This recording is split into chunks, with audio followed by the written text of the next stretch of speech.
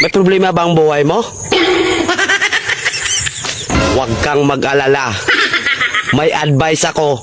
Pakinggan mo. Alam nyo, ganyan talaga ang buhay. Parang life. Basta yung importante ay mahalaga. At kung saan ka masaya, dun ka happy. Basta huwag kang maniwala sa swerte. Kasi malas yun.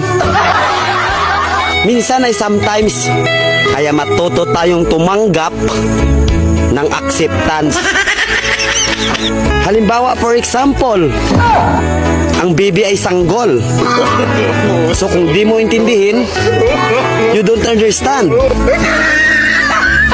Basta kaibigan, lagi mong tatandaan that wherever you go are there.